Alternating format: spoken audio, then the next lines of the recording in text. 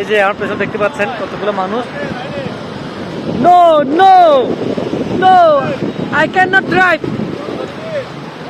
এই যে দেখেন আমার পেছনে ভাই ভিউটা কিন্তু খুবই সুন্দর, আর বিশেষ করে এখানে সুন্দর রমণীরা আরো সুন্দর। ও মাই গড। হ্যালো, কি অবস্থা সবার?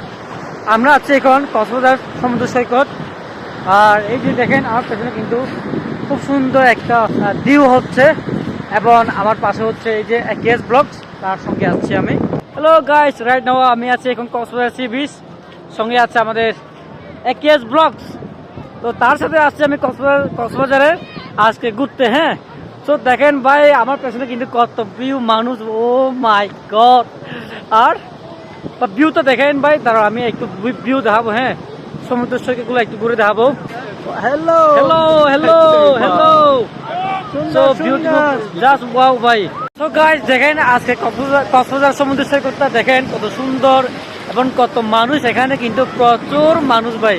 এই যে আমার পেছনে দেখতে পাচ্ছেন কতগুলো মানুষ।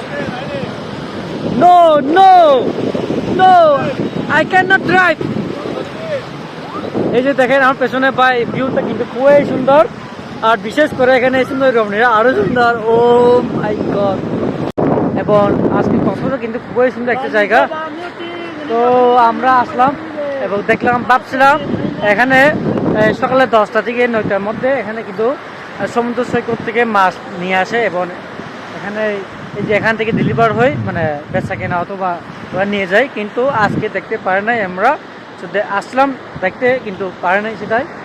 তো আমরা এখন যাচ্ছি মেন কলাতলি রোডে, মানে মেন কলাতলির ওখানে। তো ওখানে গিয়ে আমরা কিছু পিপলস দেখাবো। তো ভিডিওটা হয় এই পর্যন্ত। Bye bye.